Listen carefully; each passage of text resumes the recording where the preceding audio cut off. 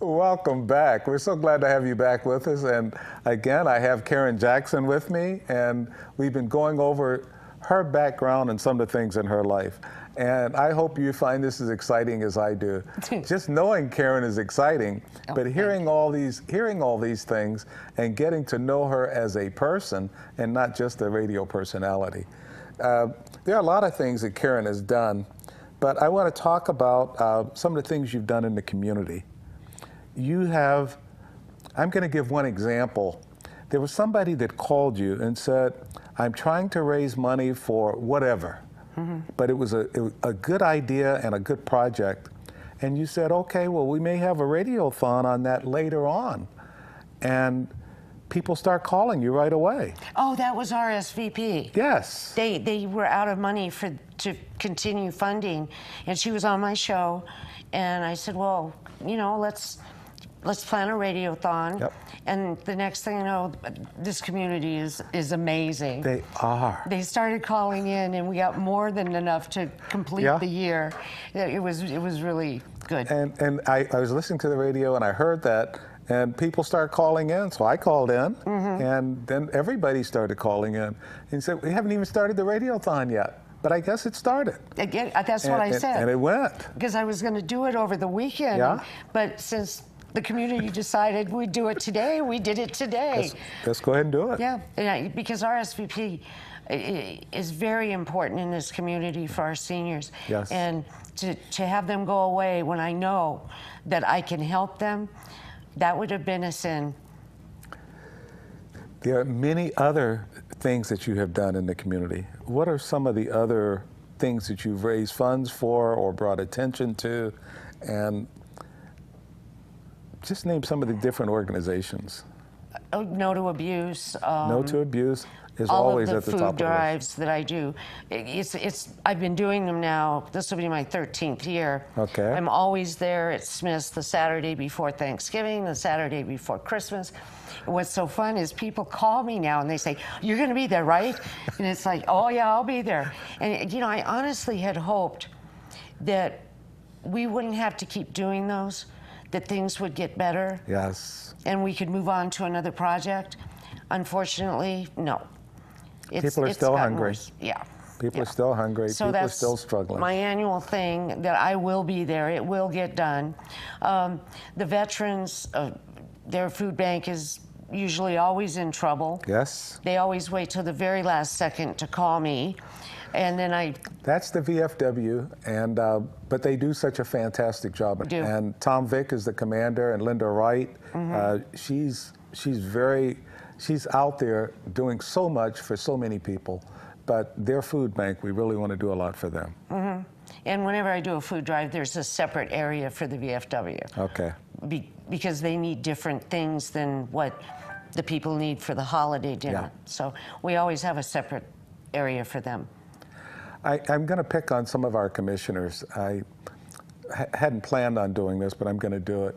When we talk about Dan Schenhofen, and Dan and I bump heads all the time, but he's doing a great job in so many areas, and he does so much for the VFW.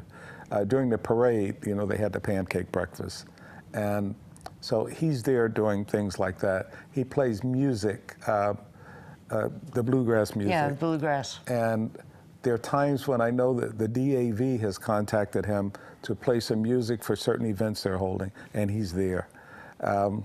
I want to pick on Butch Baraski because he's always there supporting anything that we want done in the community. And we see those. The new commissioner, John Koenig, he's right there. I have not met him as yet. He's a fantastic individual. And when you look at the fact that he replaced Frank, that's big shoes. It was big shoes. Frank was always there, and he's still there. I know. As a former commissioner, Frank is still there. That's Carboni. And when we talk about our commissioners, they're all there. They're all there. Donna Cox is there helping veterans. And when you see her doing some things, and then you have Lorinda Wickman.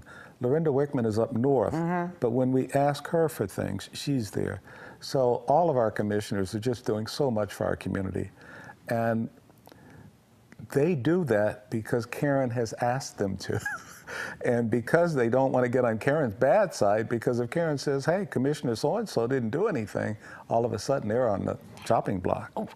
A lot of times when I'm doing food drives or a radiothon, anything that is for the community, there are commissioners that we don't see eye to eye. And I do, when I'm doing these fundraisers, I do say, I hope you're not coming because of our differences. Yes. I hope you can overlook that for the betterment of the community. Some of them do, and some of them don't. And I do keep track. Yeah. And I call them out. Okay. And I think that's part of my job. Yes, it is. Because as far as I'm concerned, when an elected official is standing up in front of you saying, I'm running, I care about you, I care about this community, I care about your family, and they can't come donate one can of food, I have a problem with that. Yes. So, yeah, I've had people say, you're just so hard on them. Well, somebody has to hold their feet to the fire. Absolutely. While we're doing some shout outs for the commissioners, I also want to say James Oscarson is always James, supportive. I can, so we from the very, very beginning, before he was ever assemblyman. Yes. You know, he worked for the hospital, him and Rebecca Valley Electric. I could reach out to them for whatever this community needed, and we'd get it done.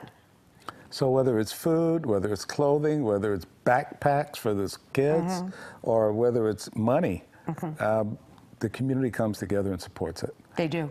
And I'm going to say this. I think they come together and support it because Karen asked them to. I know you didn't want to hear it that way. No, I didn't. But really that's the way it is. When you look at it and people say, well, Karen has this drive going on. We want to participate, and we really do. When I started this back in 2005, I was told it would not work. It would not work. Okay. And I'm not from Missouri, I'm from California, but I had this show me attitude. Well, I found out this community wants to give.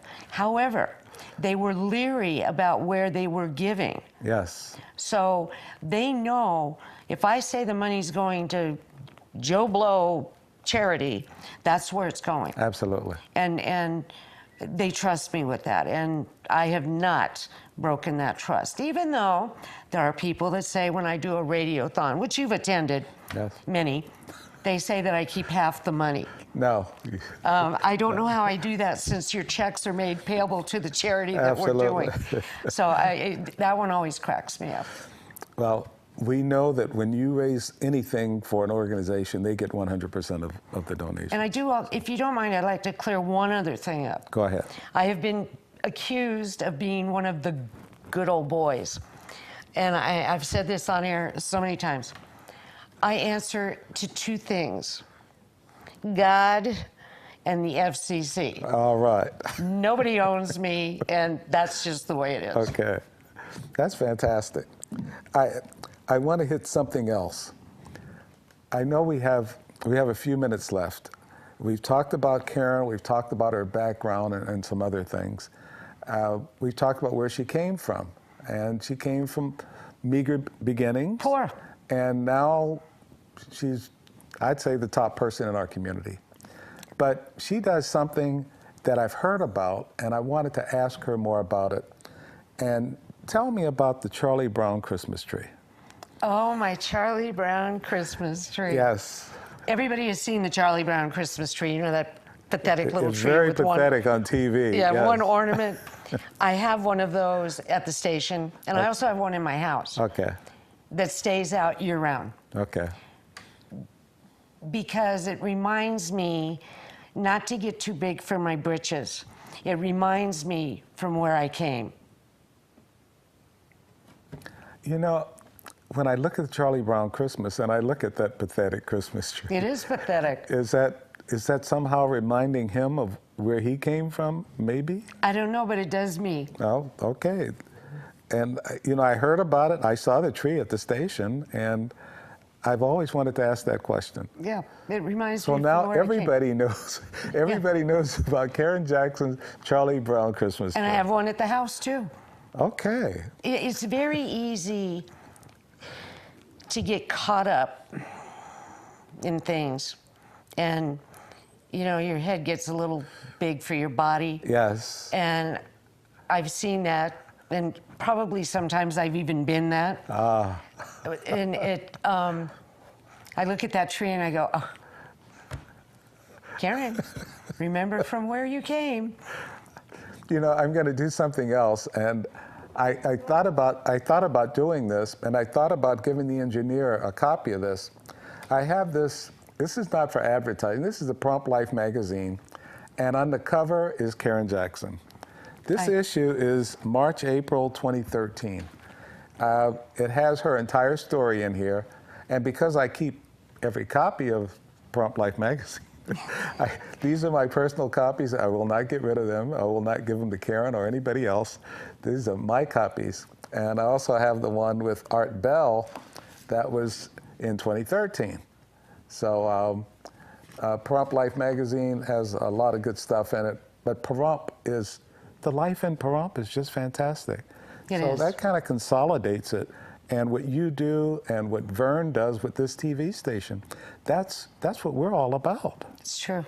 So I love this community. I am so glad to be here. And a lot of people think I've been here a whole lot longer because I love being involved in what's going Well, on. when you're getting involved, it's like you've been here Yes. a long, long time. And when I took over I want everybody to know, I had no radio experience. Oh. All I knew about radio is you turned the dial. If you didn't like the noise, you kept tuning. That's what I knew. And Art basically abandoned me and went to the Philippines. So it was a long road. Oh, gee. And when you look at that, there's so much to Karen's story of how she learned the different items in the radio station. I wish we had another segment to do this, but I'm going to have to just say thanks for coming on the show today. Thank you for having me. I really, really appreciate it. I hope you got a chance to know more about who Karen Jackson is, what she's all about in the community, and what she does. She does so much for us. That's her job, and she takes it very seriously. Well, that's the first thing the FCC says. You know, and that's one of those ones I answer to. Okay. Again, thank you for watching us, and come back for the next segment. We want you to be here. Thank you. Thank you.